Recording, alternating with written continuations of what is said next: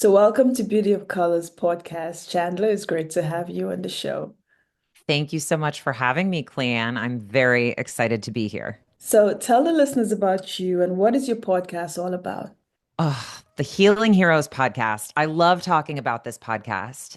In a nutshell, this podcast is offering busy, overwhelmed, burned out women a roadmap for true and lasting happiness, physical health, mental health, and wellness. And we do that through offering a number of different fun and effective approaches to help women rediscover their worth, better happiness, and true health. And I do that through interviewing my 12 heroes, the 12 practitioners who healed me from this life of being a burned out executive into now someone who just is so passionate about holistic wellness and teaching women how to become present within themselves again so that they can hear that inner knowing, that intuition, and really uncover why it is they're here, what they're meant to do, and help them build that vision for the future life that they are meant to be living. Wow. So, Chandler, when did you start that podcast? What was the driving force? Like, did something happen and you say, okay, you're gonna start this podcast? Yes, it's so funny. It's interesting. The podcast didn't come to me right away. What first happened was an aha moment, a revelation. I was a corporate executive at a Fortune 500 company, and I was actually flying out to Colorado for work for Aspen Food and Wine. And in the airport at JFK, I noticed a book from afar, The Body Keeps the Score by Bessel van der Kolk. I picked up that book and I devoured it on the flight to Colorado, so much so that when I landed, the first call I made was to a therapist, and the second call was to an acupuncturist that I had heard of through a friend, and also a medical doctor, because at the time, I think what's really important to know about this revelation is that I was experiencing physical symptoms. I had had digestive issues for as long as I can remember as a child, just discomfort. And it really had reached a head in summer of 23. Ironically, the same time my father had been diagnosed with a really severe cancer. And I realized in reading that book that our body remembers. It hangs on to our emotions, the stories we tell ourselves, our traumas, and those feelings, if not dealt with, manifest in physical form. And that was the revelation that made me realize that I might be able to heal myself and that I might have more control over my health and happiness than I was led to believe. And that started an incredible journey that I have been on ever since. And the podcast is funny. That came to me as what the only thing I can call a divine intervention. I had no inkling of a podcast when I went to bed one night late in January of 2024. And I woke up at 4 in the morning with a start and grabbed my computer and ran downstairs, and 12 pages of content flowed from me. I mean, the whole concept was right there on paper.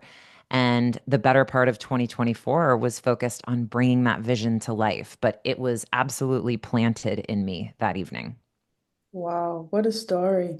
So, Chanda, you said that you kind of what was some of the steps that you took in order to get where you are right now? Just to give the audience a better understanding of the different steps that you took. Yeah, absolutely. I think at the time, the most important thing was I stayed curious. I was willing to try everything. And so I did. And the beauty of this now on the show is we give women a menu to choose from in terms of what's authentic and feels comfortable for them, but they don't have to do it all. I've done it all and I can speak to it all. And it is all of the stuff that we talk about on the show is so fun and so effective. But in retrospect, the way I teach healing for women now is across three dimensions: your past, your present, and your possible, or said another way, your future. And we are holistic beings across time. And you really have to think about healing in that way. And so when I'm helping women think about how to heal their mind, body, spirit, we start with the present. You have to learn how to be present in your body. It sounds so easy, and people tell women to do that all the time. Just be more present with yourself and your kids. Forget about the stress. And it's like, I couldn't meditate. I had no way of accessing that state of relaxation. I had to learn it. And a lot of these approaches gently nudge you over that line and forcibly put you in that meditative state so you know what it feels like to be in alignment, mind, body, spirit. And then you have to start showing up for yourself and creating those boundaries. So there are a lot of things we talk about on the show, accountability coaching being one of them, that help women learn to show up for themselves with compassion again in the present. Then you've got to build that vision for your future. So you're not operating on autopilot, letting the world dictate where your mind goes, right? You got to know how you want to feel so that you can take steps to achieve that goal. And so building that future vision is very important. And things like mindset coaching and energy healing can help you bring that vision to life. And then finally, your past. You cannot manifest the life of your dreams if you are installing new software over outdated programming. And one of my heroes, Moylan Ryan, I credit him with this analogy. It's so powerful. Manifestation is all energy. And if you're holding on to negative energy that you don't even know is there, you're not going to be able to manifest no matter how hard you think about and desire that thing that you want. You have to go back and heal those old wounds. And that's what going back to your past does. And so that's how I teach it. I really tell women to get curious about your past, to show up for yourself in a loving way in your present, and don't forget to build that future vision so that you know where you're going. Wow. So, Chandler, what are some of the steps for manifestation? I know Mm. there are affirmations, there are different ways, meditation, there are different ways that people go about manifesting different things in their lives. So, what are some of the stuff that you do teach women to kind of manifest what they want in their lives? Well, like I said, manifestation is all energy. It's collaborating with the universe to create the vision that you want to achieve. And it is a partnership. And if you're hanging on to negative, stagnant energy that you don't know is there, nothing you do is going to matter. So the first step is you have to go back and feel whatever hasn't been felt and replace whatever scripts might be on loop subconsciously below the surface. And you do that through talk therapy is a really good first step. I'm a huge proponent and believer in psychotherapy, and it's very effective. However, if you've got real traumas, and I think sometimes even talk therapy takes you to a point, but I am a personal believer in eye movement desensitization and reprocessing therapy. It's called EMDR, a science backed approach to healing trauma. And what that is it takes bilateral movement or left right. So you can do this butterfly tap left right on your shoulders. I've done it with vibrators, these little tappers that go left right, and it stimulates both sides of your brain. And what that does is when you get back to those moments that are very difficult to relive, it pulls you forward in a way that talk therapy alone does not. You're in your body, you're listening to your therapist, and there's something about that left, right, left, right. It pushes you into places you haven't been before and was able to help me unearth things that I didn't know were there. And so that in my mind is a really important first step is clearing your past. And I think psychotherapy and EMDR are really effective ways of going back and it's figuring out what it is that you need to work through. Like what stories are you telling yourself that aren't true anymore? And then once you've started that work, then it is about, okay, well, what do I want to believe? And I think so often we'll tell ourselves, I mean, and I can attest to this just in recent weeks. I constantly, even if I have 30 seconds at a red light, I will quietly in my mind say, I am enough. I trust myself. Or in my case, I've always battled my weight. I don't need to lose weight. I am thin enough as I am. And even when my brain, my human brain says, not true, not true, not true, because it often does. That's what the stories we tell ourselves, right? I say it anyway because what I'm doing is I'm reprogramming my subconscious mind. Even though my rational mind may not believe it, I say it anyway. And you do that enough, you will actually you will change the neural pathways in your body to believe a new narrative. And once you love yourself in that way, I mean, watch out, world. That's when you can really manifest because you're giving love and energy out into the universe that comes back to you tenfold. But you can't fake manifestation. It really is a matching of energy. And that energy has to be authentic and it has to be true. So there's tons of people out there selling shortcuts. But if you can do the real work to go deep and get those bad feelings out of the way and change that script, it's anyone can do it in big and small ways. Wow, that is powerful, Chandler. So, oh man, that's no good. My phone is ringing. So, Chandler, how long can someone revisit the past? I know you talked about the past, the present, and the future. When you do start with the women that do come on your show and you do talk to them, do you revisit the past with them more than once, or is it just one time and then you guys move on? No, I think you stay as long as you need to be there.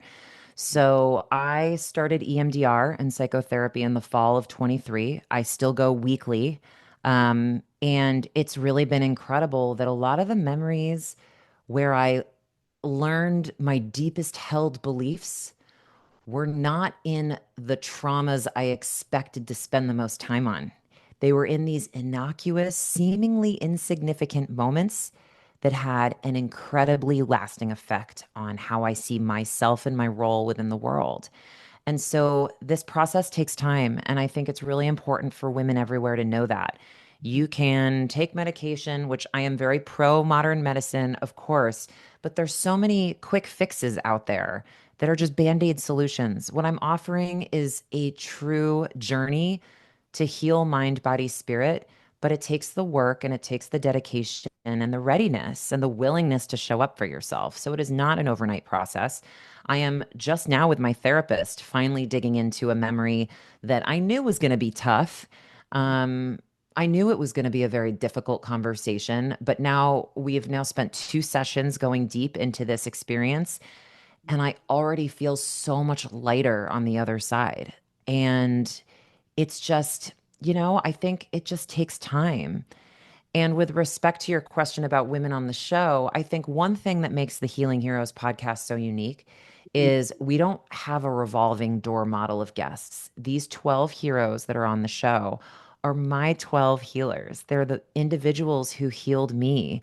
And so I have them on and do one-on-one interviews with each of them to teach women about their area of expertise and to share stories, authentic experiences that we've had together as we've worked to heal my own wounds and traumas. And these conversations are so meaningful and so deep. I mean, one of the folks on the show, one of the heroes, is an acupuncturist. His name is Jacques. Our first episode together was all about acupuncture 101, what to expect, why you do it, the benefits. Since then, we've had conversations about unearthing your own self worth and healing that, how acupuncture can help you with digestive issues or stomach problems, how technology plays such a role in the lives of the modern day woman, and how acupuncture can be a great reprieve from that kind of stress. And so that's an example of how we keep coming back to have these conversations so that women can see these healers as familiar voices and their own friends and healers along their own journey for better health and more happiness. Wow. So, Chandler, when someone is manifesting something, is there a particular energy that they should have? Would it be would it be advantageous for them to manifest something with a like a loud expression, or would it be a little bit better if they do it quiet? Would the energy have something to do with if the manifestation comes to fruition? I think it's all about what's authentic to the individual. If you're an extrovert and you want to dance in the rain and sing affirmations, I say go for it. I mean, that's like adult play. That's great.